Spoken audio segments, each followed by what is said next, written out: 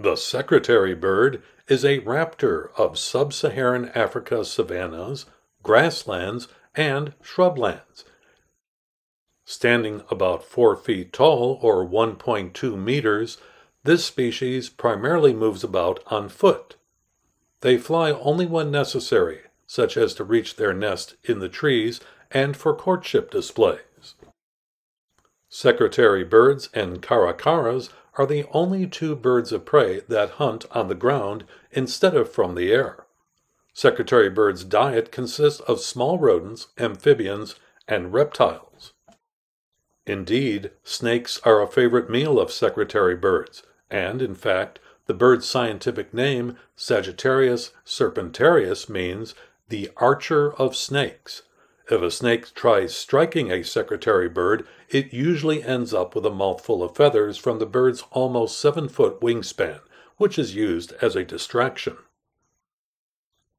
Secretary birds mate for life. Mating displays take place both in the air and on the ground. The female usually lays 3 blue-green eggs, which both parents incubate. When the eggs hatch after about 50 days, both parents care for the chicks, including feeding them regurgitated prey. The young birds fledge after about 3 months. True to the first part of its name, the African fish eagle is distributed far and wide throughout Africa, the world's second largest continent. This eagle is relatively common and widespread in a variety of habitats south of the Sahara Desert. And true to the second part of its name, the African fish eagle is very fond of eating fish. As one would expect, the African fish eagle is generally found living next to bodies of water of almost any type and size. This beautiful bird of prey can be seen perched on trees or other prominent sites near ponds, estuaries, lakes, rivers, streams, coastal waters, and wetlands. African fish eagles build large nests out of sticks and branches, usually in a tree or on a cliff. The female lays 1 to 4 eggs, but usually just 2. Incubation is mainly the female's job. For about 45 days, she spends most of her time sitting on her eggs to keep them at a safe temperature. Once the chicks hatch, the female continues her role as the primary caregiver to her young. She is responsible for feeding her nestlings, while it is the male's job to go out and find food for himself and his family. The greater kestrel is a large pale brown kestrel. Its gray tail has broad black bands, and the back is heavily marked with black. Found in semi-desert, grassland, and arid savanna, it often perches conspicuously in an isolated tree. The greater kestrel feeds mainly on invertebrates, such as grasshoppers, termites, beetles, and solifugids. It also takes lizards and sometimes small birds, mammals, and snakes. Greater kestrels use the old nest of another bird for breeding, such as that of a Cape crow or pied crow. 2 to 7 eggs are laid, with 3 or 4 being most common. They are incubated for 22 to 23 days, mainly by the female. The young birds fledge after 30 to 34 days and remain dependent on their parents for at least 26 days longer. The dark chanting goshawk is found throughout sub-Saharan Africa. There it makes its home in different habitat types, but seems to prefer moist wooded savanna.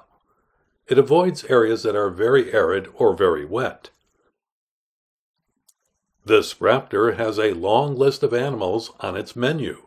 It feeds mostly on vertebrates, both big and small.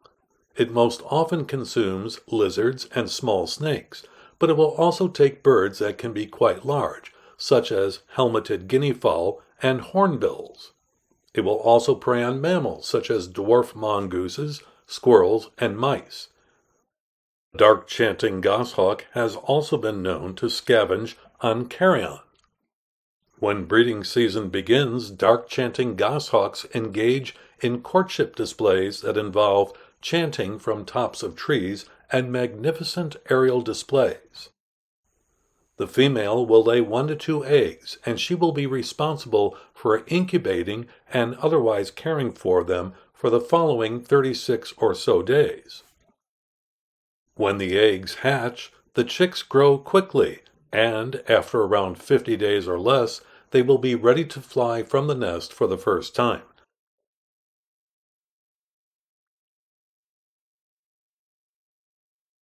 The gray kestrel is found throughout a large area within sub-Saharan Africa. It makes its home in moist palm savanna and woodland areas, as well as in openings in secondary and primary forest. This kestrel, like many other kestrel species, feeds primarily on rodents, small birds, bats, small reptiles, frogs, insects, and other invertebrates. Like most species, the gray kestrel doesn't build its own nest. It might nest in holes in trees, or, more commonly, it chooses to lay its eggs in the cavities of large stick nests built by hammerkops, which are medium-sized wading birds that we will talk about later. The tawny eagle is a large bird of prey. Its heavily feathered legs illustrate it to be a member of the subfamily Aquilinae, also known as booted eagles.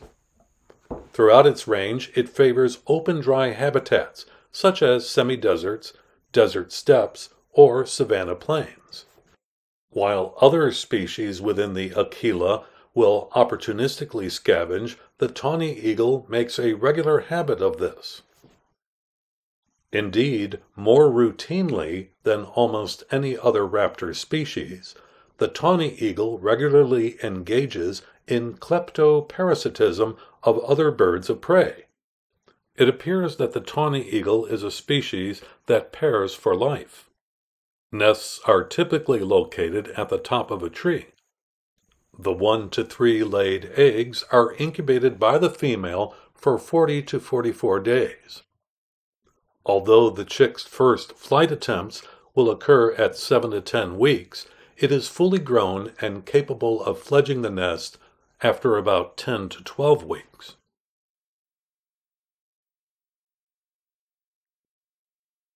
The African pygmy falcon spends its time in open, semi-arid landscapes with sparse ground cover and scattered trees, particularly camel thorns, in arid grasslands. This species roosts and nests on the nests of other birds, particularly weaver species, including social weaver and white-headed buffalo weaver.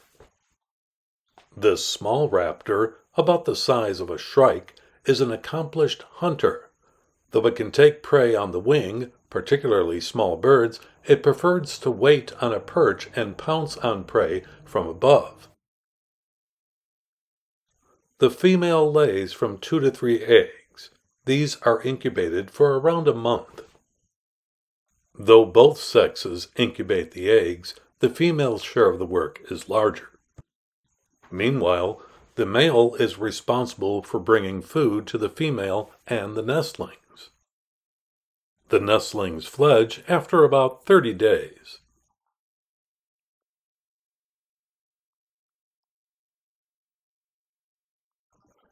The augur buzzard is native to the eastern coast of Africa, spanning from Ethiopia to Zimbabwe, as well as a small region on the west coast between Angola and Namibia. They reside within a variety of habitats, including forests, deserts, shrublands, grasslands, and mountainous regions. Augur buzzards are carnivorous, preying mainly on small terrestrial vertebrates and insects. Both parents are fully invested in raising their young. Females will lay 1 to 3 eggs per year, but only raise 1 hatchling. The fledgling leaves the nest at about 70 days of age. The martial eagle is a majestic bird of prey found throughout much of sub-Saharan Africa. It can be found in over 40 countries in this region. The martial eagle normally inhabits open grasslands that are scattered with large trees. It can also be found in scrubby, more arid areas, as well as wooded savannas or riparian forests. The martial eagle is fully equipped to hunt a wide variety of prey. It uses its strong feet and sharp talons to catch medium-sized mammals, birds, and reptiles. Some animals on the martial eagle's menu include guinea fowl, francolins, bustard, flamingo, hornbills, ostrich chicks, monitor lizards, monkeys, mongoose, dik-diks, hares, hyraxes, and steenboks. During breeding, the female and male will engage in simple courtship displays, such as circling together in the sky or vocalizing to one another from a perch. The female usually lays only one egg. The female tends to most of the incubation duties, which lasts about 50 days. The hatchling requires a great deal of care from its parents. After about 100 days, it will be ready to fly for the first time, and thus fledge. However, even after it is flying, the martial eagle fledgling will still rely on its parents to teach it how to hunt and avoid danger. It will remain in its parents' territory for 8 to 12 months before heading out on its own.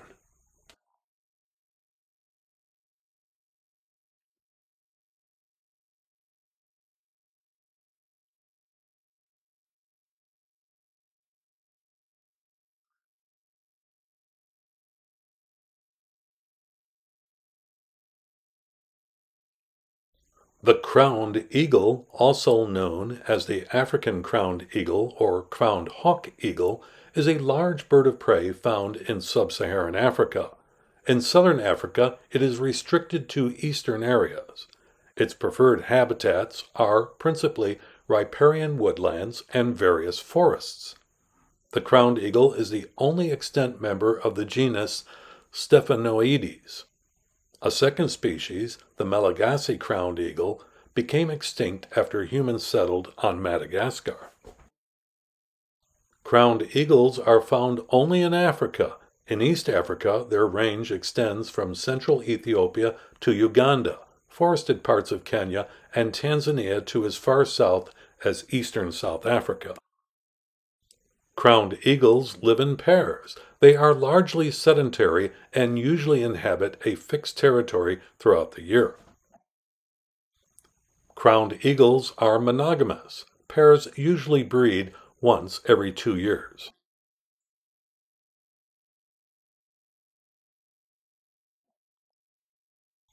Long-crested eagles inhabit wooded areas, particularly in the vicinity of marshes, wetlands, and rivers. Most of their diet is rodents. Other prey include small birds, lizards, arthropods, and fish, and they are also known to eat wild figs and mulberries. Pairs are monogamous. The nest is built out of sticks and placed in a tree close to the edge of a forested area. The female lays 1 to 2 eggs, which are incubated for 42 days. Fledging takes 53 to 58 days.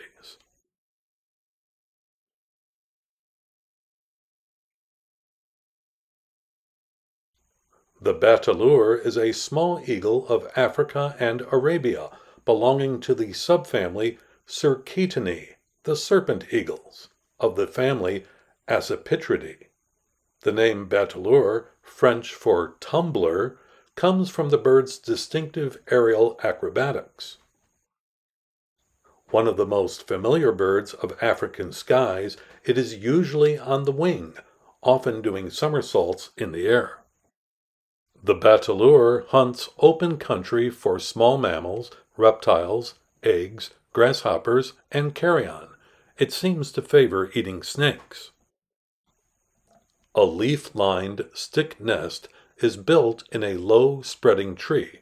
The clutch is probably a single egg. The female incubates for 40 days or more. The young do not fledge until 3 or 4 months after hatching. Maturity is reached in the 5th or 6th year.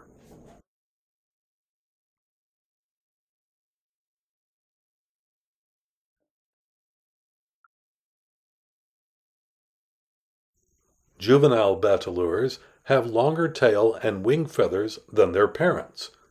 Young eagles need these longer feathers when they are first learning to fly, as they give them more stability and control in the air.